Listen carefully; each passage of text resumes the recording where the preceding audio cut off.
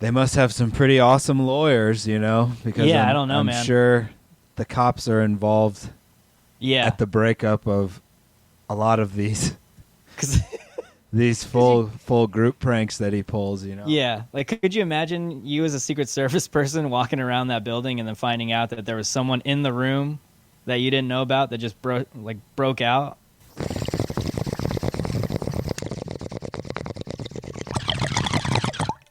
Hey, El Toddo. What's going on? We got a podcast, The Buff and the Blazer. If I was a listener, where would I go to find more? You can check us out on our website, thebuffandtheblazer.com. Drew over there writes a article that goes along with every single episode. You can find all kinds of little extras on the articles, and you can listen to the podcast right there.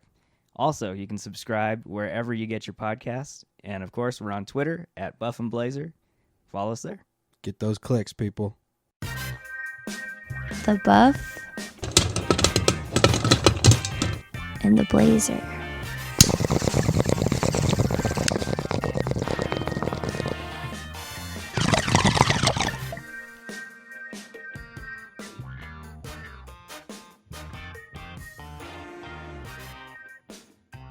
Welcome to The Buff and the Blazer, episode 45. I'm Drew, and as always, I'm here with Mr. El Toddo. Yo, What's going on? nothing much. Another week, another movie. A really, really funny movie. Dude, this one was so much fun. I had a blast watching this movie. We're maybe a week late with all the big hype around the reviews, but we're going to be talking about Borat Subsequent Moviefilm. And I told you before we started the show that I really love the full title of this film. It's Borat Subsequent Moviefilm, Delivery of Prodigious Bribe to American Regime for Make Benefit Once Glorious Nation of Kazakhstan. Directed by Jason Woliner and written by Sacha Baron Cohen with a whole list of other writing credits. But yeah, man, this movie was fantastic. It was really good. So, I mean, we both watched it on Amazon Prime. I watched it a few days ago. When did you watch it? Yesterday? Last night. Last night, okay. So it's still pretty fresh in your head. What did you think after watching this? You'd seen the first one, right? Yeah, well, going all the way back to the Ali G show in the early 2000s on HBO is when I started getting into Sacha Baron Cohen stuff, and that's where the character of Borat originally comes from. Right. And at first they were just, like 5-7 minute clips that he would intersperse throughout the episode, the Ali G episode. Yeah. And I've been a huge fan ever since, man, and this lived up to what all the other ones were in terms of greatness, in terms of genius satire, in terms of like ultimate prankster. I don't really know if the only person I can compare him to is like Andy Kaufman, and I don't really know if the stuff Kaufman did, which was revolutionary at the time, but I don't even know if you can put those kind of pranks on the same scale that Sacha Baron Cohen has kind of achieved. Yeah. And I was just blown away, man. It's probably the hardest I've laughed in a movie since either the first one or since Team America or since a specific South Park episodes. Like, all the time he makes me laugh harder than you could ever imagine. And the level of awkward that he puts people in and that it comes across on screen is just like so far beyond pushing the limits of comedy and satire that is just a total home run, man. It's insanely poignant, insanely like timely. It came out, the week before this election, and it's just so good. So goddamn good. Yeah. It's I liked the first Borat film, and I'd seen a lot of clips of the Ali G show. And this one, I just enjoyed this one so much more than I did the first Borat. This one oddly has like a story built into it. A little bit, yeah. There's like two stories. There's the satirical sub-story that you're supposed to understand. Right. And then there's the really stupid, goofy, real plot line that they write in, right? Yeah. And it just showcases how much of a master like Sacha Baron Cohen is, because he's able to, I mean, this film overall, it's all improv because it takes place within the real world. Like, he's infiltrating these groups and talking to real people while also kind of maintaining an outline of a script or a story. And just to be able to balance those two out so well and to have them interweave so easily, I don't see how you can get the result that he got in this film. It's so well done and really, really hard to do. And the guy's like, he's just like a comedic genius, this man. He's Do you think there's like a really, really large amount of cut floor stuff that he tried on all kinds of different peoples and they just didn't work out the way? Yeah, I'm sure there is. And I know there's a bunch of like deleted scenes and stuff that were released. I haven't had a chance to go through them, but at some point I will. But yeah, I'm sure they tried a bunch because the result they got, I'm sure they took the best that they had. Because you can tell they filmed the movie basically this past year.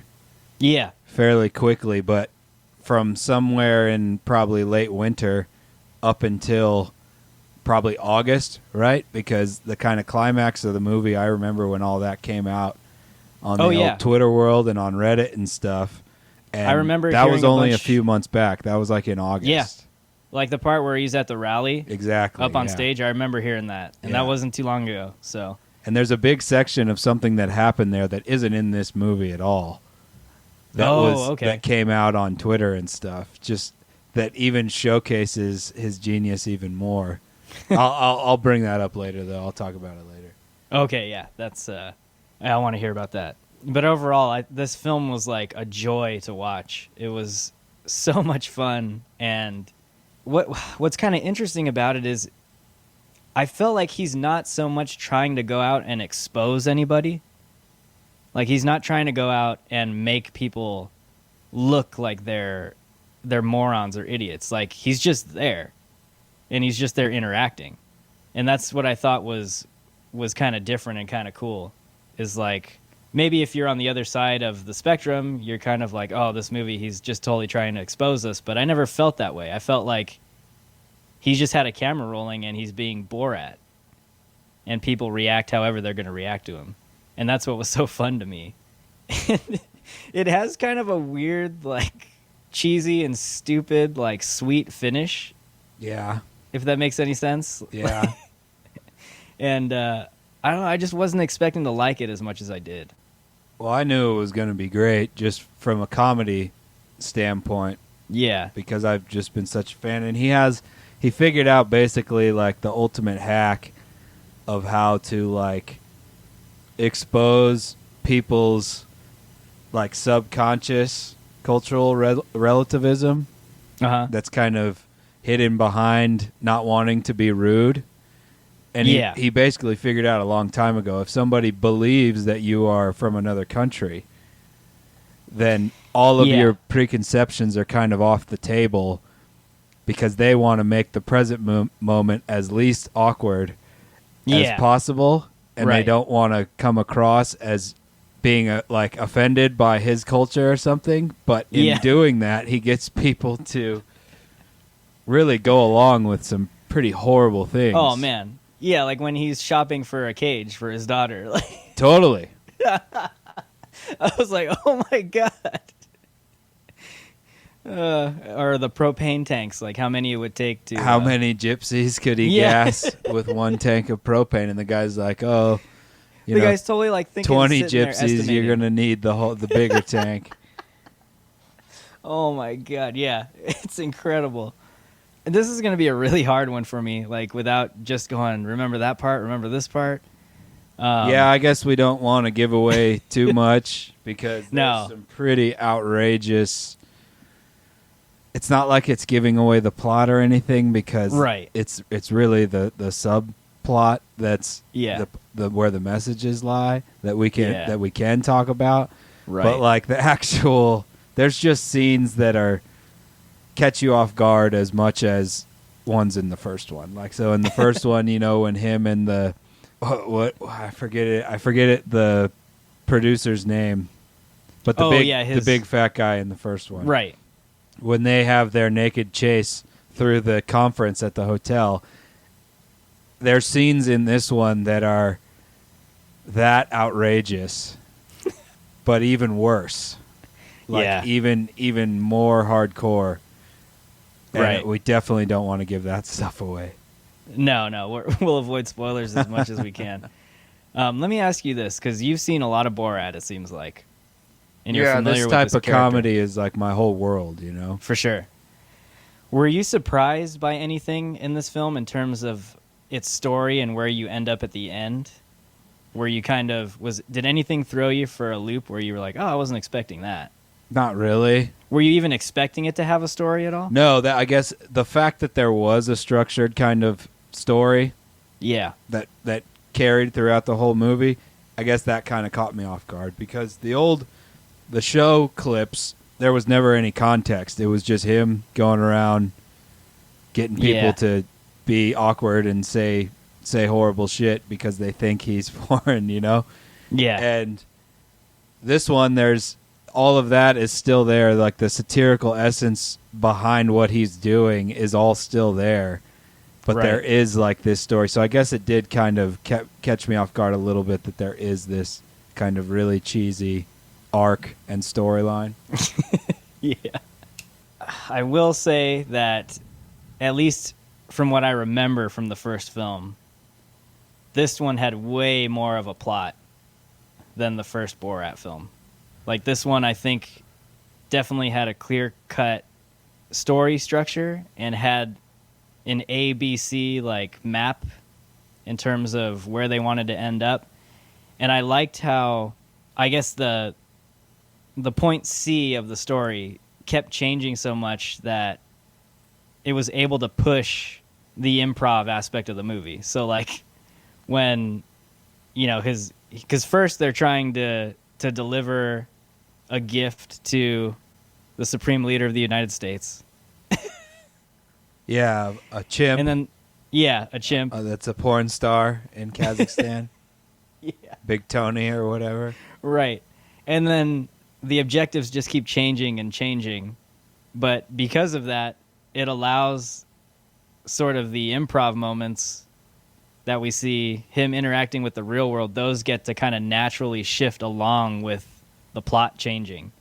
So that was kind of cool. I really liked that structure. It was almost like it was really organic in terms of how it seems to just naturally change as the film progresses. Yeah, there's kind of like this quantity over quality mentality with this type of movie making, I think. Okay.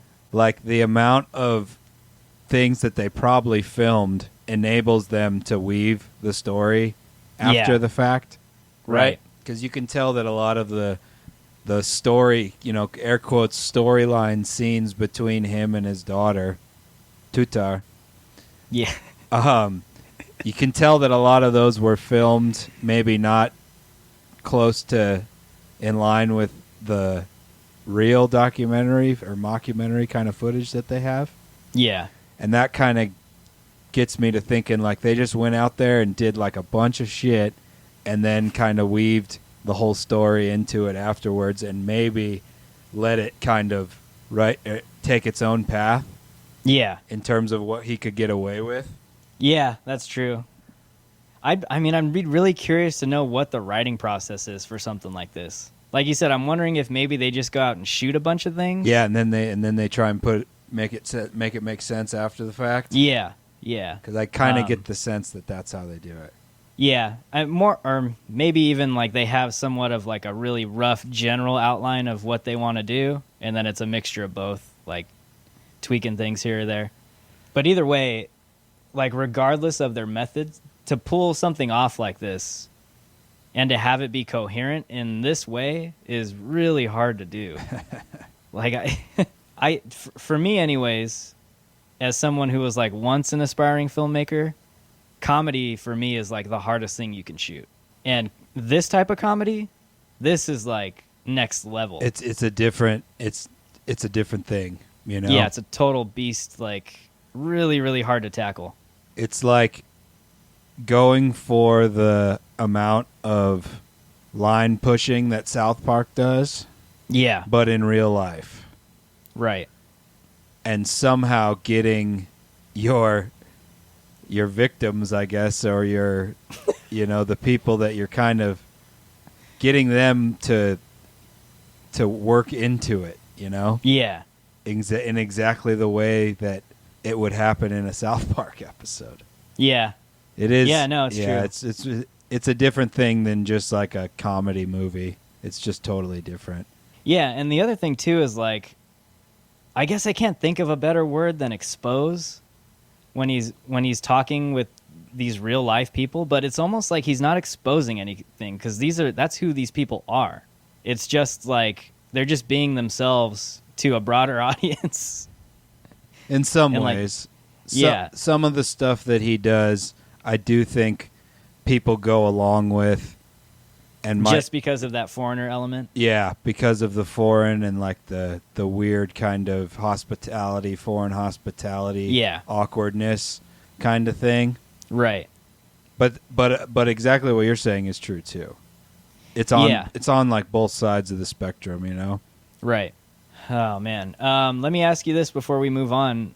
Did you have a favorite like gag or a favorite moment in the film that really stuck out to you?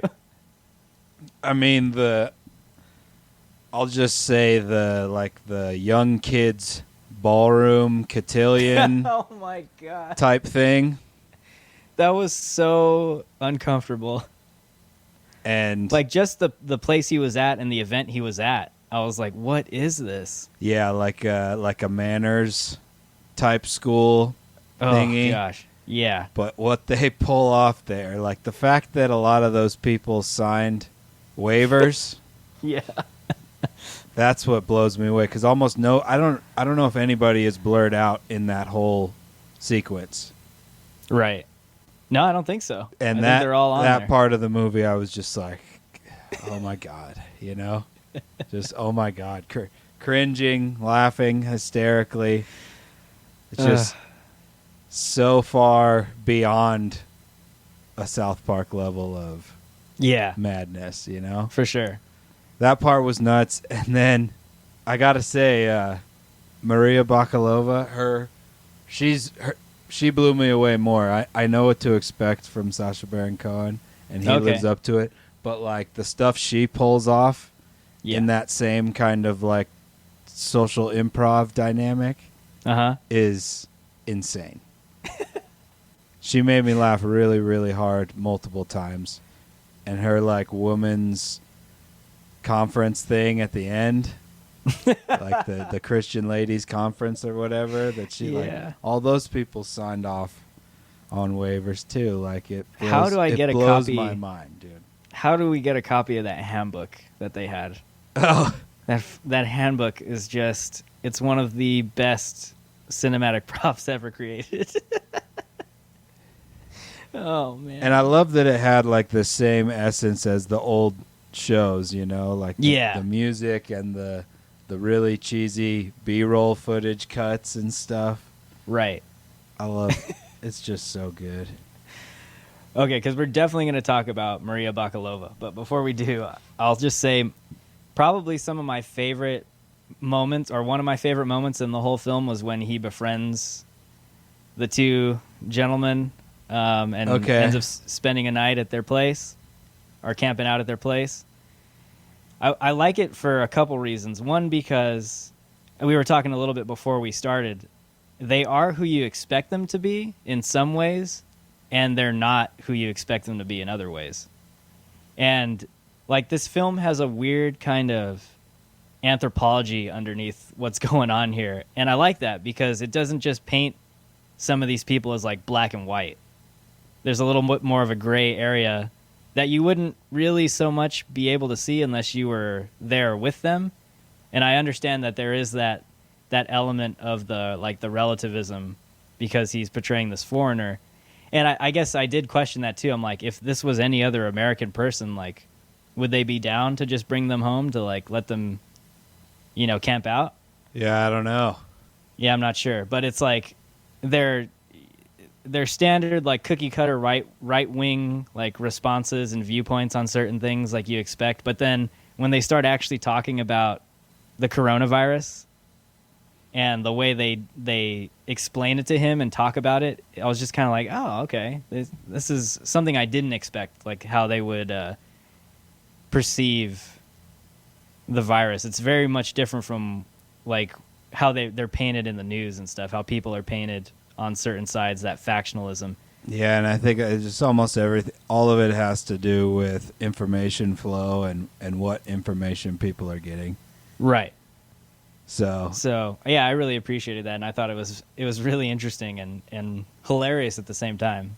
So wildly I think, hilarious, dude. There's as wacky as this film is, I think there's some actual nuggets that you can take away from that are really meaningful and useful.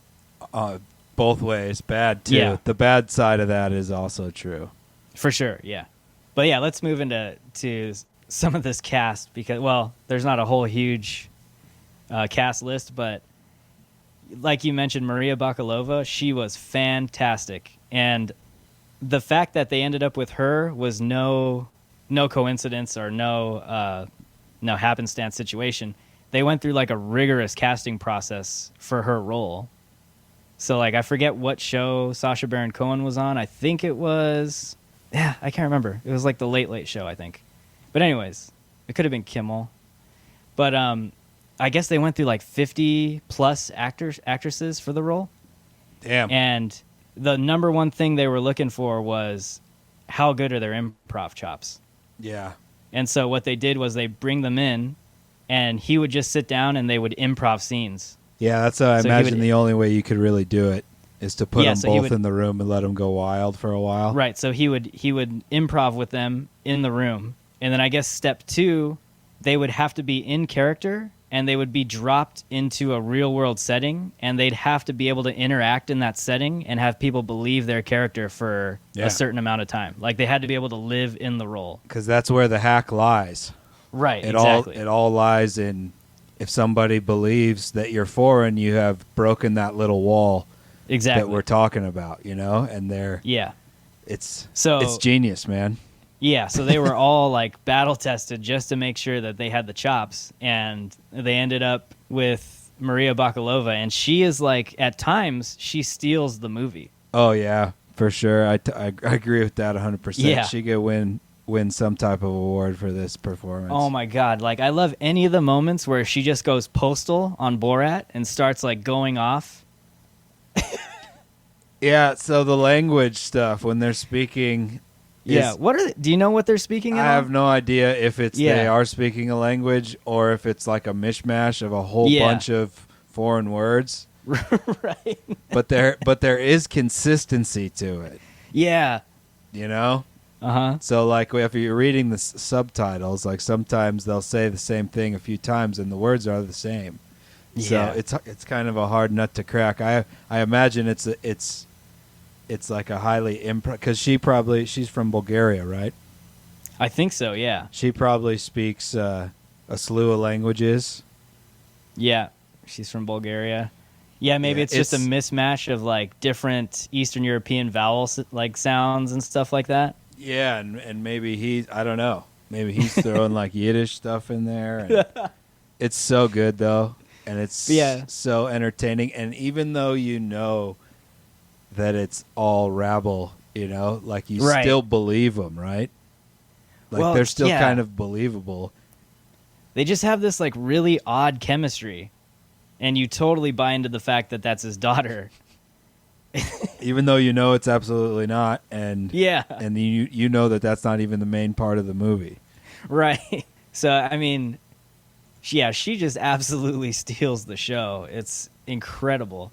And the amazing thing is this film is already kind of like getting some Oscar buzz, which is, I don't know, I wouldn't expect that from this like crazy comedy, but I think this film comes out at a time where it's just really important. And I think that their performances are just, I don't see how she doesn't get a nomination for the kind of performances she gives, including him. And I don't know how much of this film was scripted out, But how could you not, like, if there were elements scripted, how could that not get a nod? It's really hard to pull off. Well, it's like it dabbles on both sides of like a real interaction and acting. Yeah. So it's really impressive and it's hilarious, man. Oh, gosh. I had such a blast. I like how Tom Hanks is listed in the credits. Yeah, they just like filmed something at an airport with him. Yeah. Huey Lewis, huh? Yeah, his son. A lot of Oh. all of the callback stuff in the beginning was all like legit Yeah. and goes in line with the old show because it's a. I don't know. It's, Oh, I forgot Jeffrey Epstein. yeah, he changed his name. Yeah.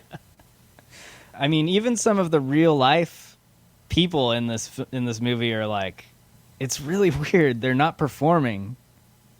I like But the guy it's- at the fax Oh, at the yeah, copy man. store. I love that. That's like that Cold War text messaging right there. That shit's so funny. And I like how he was just so down to keep doing it. He's just like, what do you want to say? Yeah, and there was like never an issue. Yeah. Sometimes it must be nice to be a foreigner, I guess. I don't know. Oh, gosh. But yeah, that was another great like moment I totally forgot about until you brought it up. I don't know. You got anything else on some of the characters in this movie? Quote unquote characters? I like she's not listed anything, but I believe her name is Janice Yeah. in the movie. Like the voice of reason. Yeah. She's really good, and some of her scenes with Toddo. I was were reading really something good. that he donated like $100,000 to something. to her. Yeah. Oh, No, to really? her specifically. Yeah. Oh, cool. So yeah, that was pretty sweet. Yeah, because she was like a babysitter. Yeah. So I was reading something like that. Yeah, you know, I mean, what he's doing is all for the greater good. Right. So it doesn't surprise me at all that they're doing awesome shit like that. Yeah. No, for sure. Yeah. This film was so hard to talk about without spoiling anything. Yeah. Ah. And there's not a lot of characters either. No, So it's not. a This lot of article I'm writing, though, I compared him a little bit to Charlie Chaplin in a way. Because he's like on the cutting edge of this social commentary thing. Okay. And he doesn't pull any punches. He does like real strict comedy with a really impactful, timely message. And Charlie Chaplin was all about that in his movies. Whether he was shooting like Modern Times during the Depression or The Great Dictator during like the breakout of World War II or the build-up towards it. And I see this being kind of like a distant relative to that, what Charlie Chaplin kind of started in that silent film era. That's interesting. Yeah. I don't know It's anything just- about Charlie Chaplin's movies. I know of him like as a historical figure, but I don't Yeah. think I've ever seen one. It's just like he did this art, this comedic art that came out and was a total satirical commentary on his time. Well, that's It's like Modern Times, you have, the tramp that's trying to get work at a factory during the Great Depression. And just showing how, like, people end up becoming machines just to be able to eat every day. And how ridiculous that is. It's like just really cutting edge stuff. And I think sometimes you can only achieve that through comedy. the truth and you- always lies in the satire, you know? Yeah, for sure. And that's why I compare Sacha Baron Cohen in this film, these types of films, to what Chaplin was doing in like the 20s and 30s. So it's right there. I think he's a master in his own right, pulling this off. And I just hope he gets the recognition he deserves from it. Yeah, dude. I mean, he's a pretty well respected guy. He has like legit other acting stuff too, and then he's got his show. Have you seen his show on Showtime? That's like the same context but different characters that he's created. No, Oh, I think it came out. it's not the Ali G show. No, it's called like This Is America. Oh, really? It's wicked, dude. Oh, shit. It is like so insane, and it's the same hack, you know. Just a bunch of different characters. that he's created. Yeah, Oh man. and it's really funny, man. Yeah, I got to give that a shot. Oh man. He has like a super liberal professor character Oh, my that he's God. created. He has like a some type of former military, Oh shit. like former Israeli special forces guy.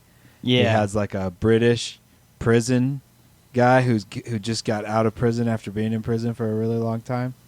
It's insanely funny. Oh man, I got to check that out. I don't want to give too much away, but it's Yeah. insanely funny, and it's the same type of thing, you know. Yeah. All goes back to he figured it out, you know. You got me at the liberal professor. It's really funny. Oh shit. Okay. He goes as that character, I believe. He goes to Kingman, Arizona, and tries to convince the town folk that they're going to build the world's largest mosque. Oh God. And just let it sink in, and you can see where it goes from there. It's fucking great. Oh man. Do you think he gets death threats? Well, that's the other issue, right? It's like, what's the security like on filming this type of stuff? Because he gets himself into some pretty dangerous situations. Well, here's the thing. So like he also talked a little bit about that Giuliani scene. Yeah. And just the fact that he was able to do that just seemed like it was something super dangerous, because he said they constructed like a hideout room within that hotel space. And Giuliani had like Secret Service walking around the building. And so Cohen had to like sneak in really quickly before they started into that space. And then he kind of just breaks out when he has to. So Like- they filmed the other stuff at a different time, obviously. Yeah. But like that would scare the crap out of me to pull off something like that. They must have some pretty awesome lawyers, you know, because Yeah, I don't know, I'm man. sure the cops are involved Yeah. at the breakup of a lot of these 'Cause- these full group pranks that he pulls, you know. yeah. Like, could you imagine you as a Secret Service person walking around that building and then finding out that there was someone in the room that you didn't know about that just broke out? Yeah, like those are serious like security breaches Right. that he's getting away with. And I think he just like goes for it, and it's like a total element of surprise thing. Yeah. But he has to get arrested all the time. Oh man. Like if you really think about it, the guy's putting his life on the line for comedy. Yeah, totally. Oh my God. Yeah, he's risking getting shot by private security like Right. a lot in this movie. Yeah, I just don't see how. I mean, it's they in the don't- trailer. He freaking runs through. They're having like a convention, you know, Yeah. and he like is running through the common areas of this convention with people everywhere, with a girl over his shoulder, Yeah. and then bursts in during Mike Pence's speech, man, and I love the disguise he uses to get through. it's through the beginning. so good. And you can, when they're taking him out of there, you can like see how serious some of the security guards' looks are on their faces. Yo, yeah. Like, how did he? They obviously don't show any of that in the movie, but how long of, you know, cops and lawyers and stuff Yeah. after an episode like that happen? Yep. Yeah, it's a logistical nightmare, I'd imagine. No thanks. And it's totally like guerrilla movie making because it's a live event, and it's like you only got one chance at a lot of it. Yeah, for sure. Yeah, I'm sure there were a lot of one-shot takes in this film. Yeah, screw 1917. It's all about this Borat movie. Take that, Roger Deakins. So, in terms of that, I guess that's like obviously it's not like our traditional type of movie in terms of the cinematography. No. A lot of it's hidden cam, a lot of it's... It does have a style, though, I'd say. I like that it's... so within the whole like mockumentary handheld camera thing, I like how they make it, and like they did with a lot of the earlier stuff, how it's this Cold War documentary kind of thing from the Ministry of like Kazakhstan. Yeah. It's I really like that. And every time you see footage of like the early 80s and like the late 70s during the Cold War era, and things just look dirty. Things just look dirty and cold, and everything looks kind of run down with like some of the footage you see of these like European countries. Yeah, like that grayscale shit.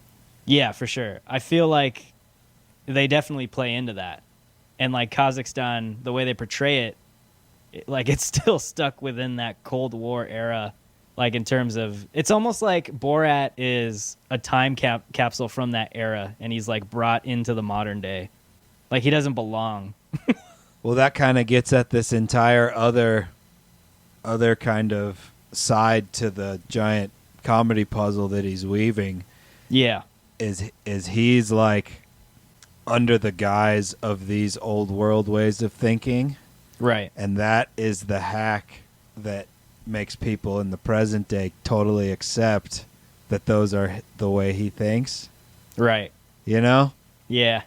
And I think the country of Kazakhstan had a better sense of humor about this movie Oh, yeah. than they did the first time. I think it was not good the first time, but I wonder if the shots that are supposed to be in Kazakhstan are in that same place in Romania where he filmed the first one. Like, didn't they use some aspect of this film for like their travel? Yeah, they did something with it, and they just like got on board with for sure. the joke, and that's the way to handle this stuff yeah. all the time.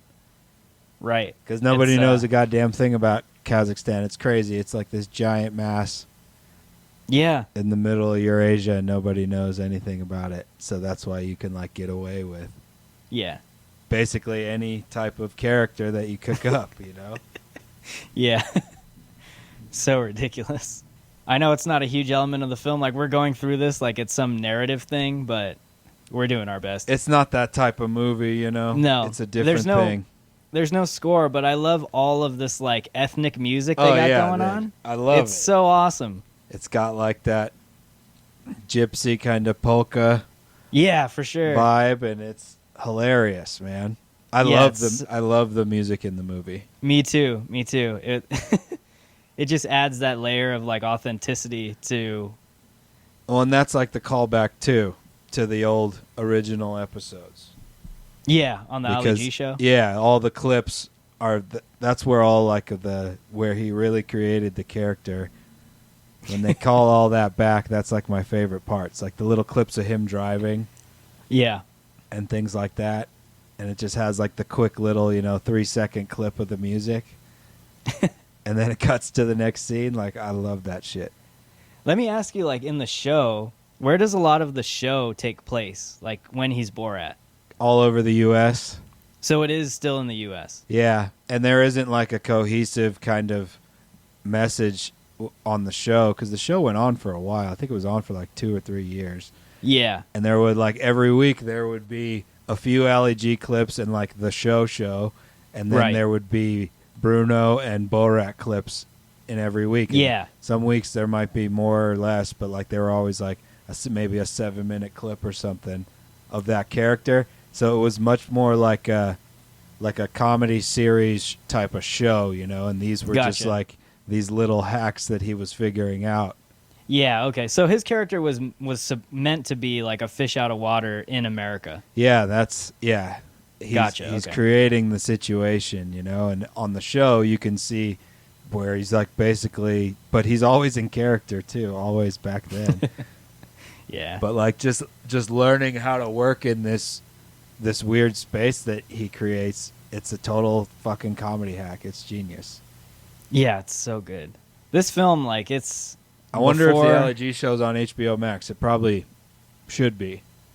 Yeah, I haven't checked. If it is, though, yeah, I got to go back. But that new show you said he's on, I'm willing to check that out. That sounds amazing. Oh, the spy show? Yeah. I got like 3 episodes in. It's pretty slow. Oh, no. I meant his Sacha Baron Cohen's new comedy show. Oh, that's his drama show that he's in. Yeah, it's not too... I think it's like a year old. This Is America on Showtime. Okay, yeah. And it's still going on? I don't know. Okay. I've been out of the loop for a little bit. All right. Cool. But I love the score, man. Yeah, me too. Or the music, Yeah. One of my favorite parts of his whole character. Really fits the mood of the show. I mean, I think we've reached the point of our show where we can start wrapping this thing up. I think we did a pretty decent job of not spoiling too much. Everyone just needs to check it out. If you don't know anything about it, check it out and you'll laugh your ass off. If you do know what this is all about, this type of comedy, it's exactly as good as you'd expect. Yeah. It's I'd say for people who've never experienced Borat at all, this film should definitely pique your interest and want to go back to watch like his old catalog of stuff. Watch it with your parents and see how they take it. Oh man. All right. So let's get into love hates here. Let's start with you. What I loved was Maria Bakalova, dude. Okay, cool. She was completely stole it. She's so good. I burst out laughing so many times when she was having her moments in that same kind of space with the other people, not necessarily when he was on screen. Yeah. But she really shined in that situation by herself. Right. That really impressed me, like the women's conference at the end.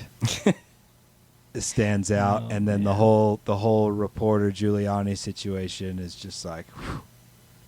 Yeah, It's really, really awesome. I loved her in the movie, and then I just love. This is my thing, man. This type of comedy, the level that Sasha looks at life, like the level of ridiculousness that he sees in normal life. I have that same type of view, that South Park lens. And this stuff is just right up my alley, man. I love it. for sure. I don't know if I hated anything about it. I can't really hate on it. Yeah. It was good. I hate, I guess, we all know it's there, but the level of evil that does come across. Yeah. And what it makes you think about the current situation. Mm-hmm. But hey, I ain't going to worry about all that shit too much. Nobody should. Yeah, I'd say this film is just great for laughing your ass off. Yeah. It's a good time. Totally. And it does have that element of like, if you want to look deeper through the weeds and see what's happening, if you haven't already seen it, it also has that element to it too. For me, the same. I love the talent. I love Sacha Baron Cohen, but I also adore Maria Bakalova. She killed it in this movie and went toe-to-toe with Sacha Baron Cohen and at moments stole the show from him. And everything just worked out. It worked out, like her casting, the comedy, the improv, the timing of this movie. I think it was genius to bring this out like now. And I like how he does kind of offer up a challenge to be like, use your head, use your brain, and see through the rhetoric and the tribalism bullshit and like make up your own mind. Like, yeah, just that's all it is, really. He's not trying to sway you one way or the other. I don't think. He's just like, this is what I did. I was like, I created these laughs, but this is the real world, and decide for yourself. Yeah, it's the ultimate holding a mirror in the face of a nation. Yeah. So I love it for all those reasons, and there wasn't anything I could really hate on in this film. I definitely enjoyed it a lot more than I thought I was going to. Like, I knew I was going to laugh, but I didn't feel like I was going to enjoy it that much. Like, after, I just had this, like, Kool-Aid smile on my face. I just couldn't stop. It was so much fun.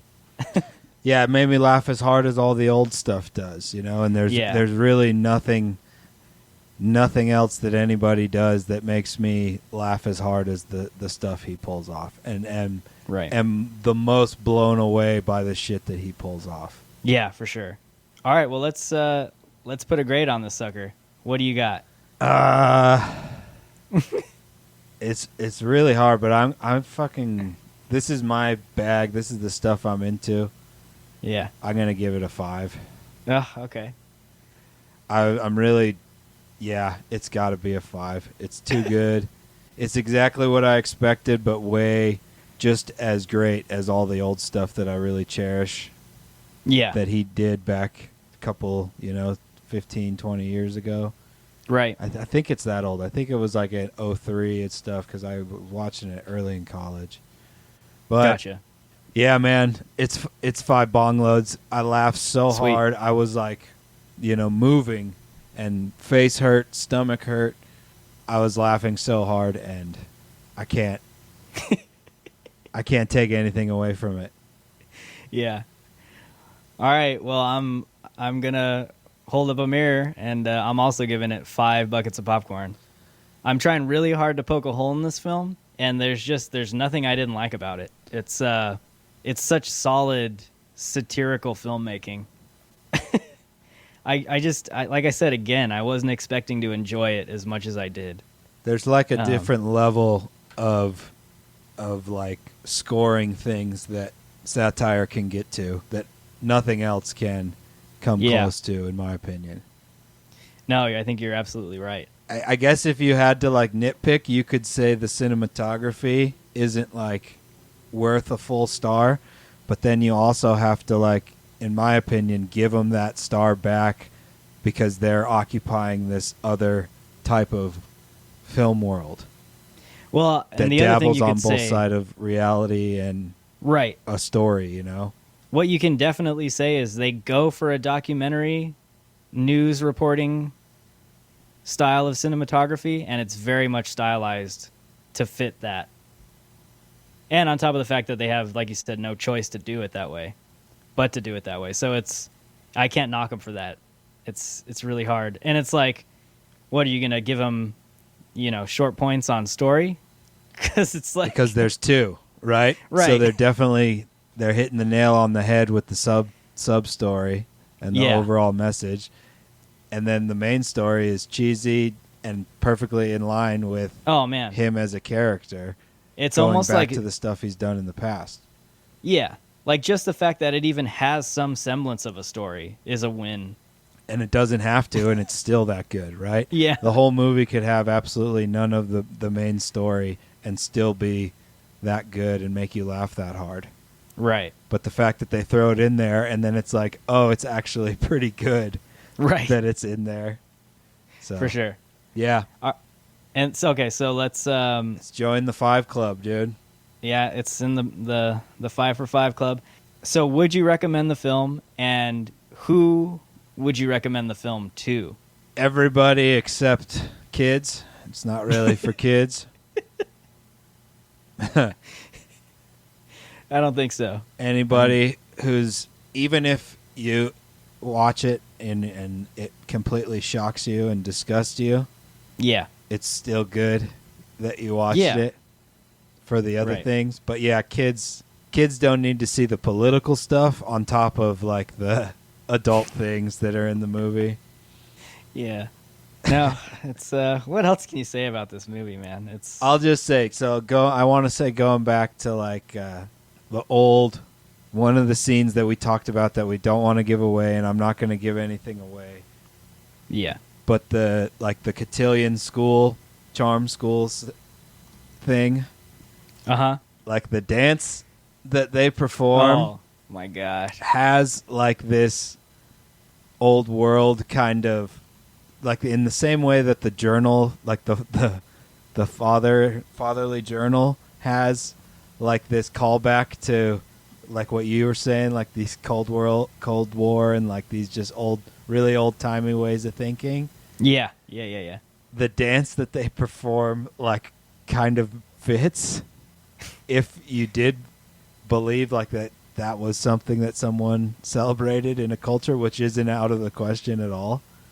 Yeah. And it is just like, it's just so funny and so insane on so many levels. Yeah, it's just like I said, everything works so well together. It all just meshes really well together to create this like really bizarre, like charming improv narrative, whatever this thing is. It's so weird. It's hard to pinpoint, but I had a blast. It was so much fun. Hardest I've laughed in probably 5 years. No joke. For whatever reason, I just remembered the line in the beginning where he's talking about America and how they had like this evil dictator, and then he goes, Barack Obama. Yeah. I mean, you can take any 10-minute clip in a movie like this, and it's hilarious. You're just bursting out laughing. Oh shit. Yeah, I can definitely go back and rewatch this and just laugh my face off. You should try and go back and watch the old ones if they're available. Yeah, I'll just have to browse because they're really YouTube. good. I'm sure they're all on there. It's kind of like just this.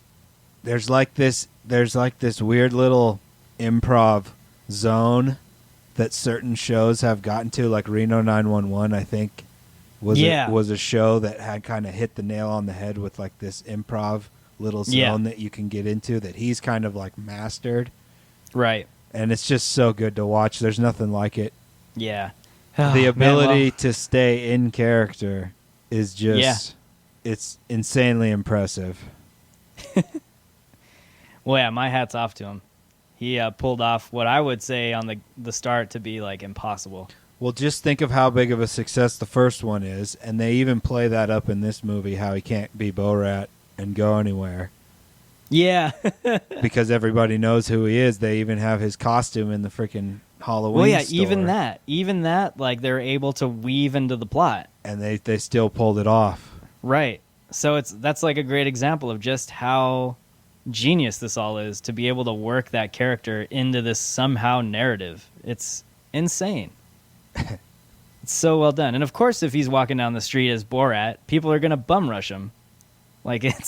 But yet they still found a way to do it. So it's genius. When they said Borat 2 was coming out, that's the first thing my mind went to.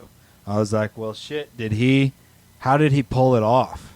Right. You know what I mean? Because I thought when he created his new show on Showtime, I thought that was where he was going to start crafting all of his new characters and building everything again. Yeah. And then when they said Borat was out, I was like, damn, how is he going to pull it off, you know? Right. And he totally did. Yeah, he did it. I don't know if he can do it a third time, but the second time worked like a charm. It was great. Oh, man. Well, I had a great time. Yeah, it was a blast. Go watch it. It's on Amazon Prime. Amazon If Prime. you got that, I don't think there's a way to buy it if No, I you don't think don't so. have Prime. So it is what But yeah, it is. it's worth checking out. But that's all we got. It was just, in a nutshell, a really fun film to watch, really high quality, and you're watching like cutting edge comedy with Sacha Baron Cohen and what he's got brewing in his films. It's amazing. But that's it, man. That's been episode 45 of The Buff and the Blazer, and we talked about Borat, Subsequent Moviefilm. Go check it out. It'll bring a smile to your face. We're going to hopefully be able to release this on Election Day Yeah. for everyone to enjoy, kind of get your minds off of the madness. So, And whatever happens on Election Day, just be chill about it and chill the freaking fuck out, people. turn the news off for like 2 Yeah. weeks. All right? Yeah. Be Let's all mellow. Hopefully take a we deep get breath. some like crazy cold weather. That's what I'm hoping for, that it gets cold and fucking snows or something and everyone is just like has to deal with Mother Nature instead of all this pent up madness. Chill out, everybody. Just chill the fuck out. Yeah. PSA from The Buff and the Blazer. But stay safe, everybody, and have the best week that you can, and we will catch you on the next episode. Peace.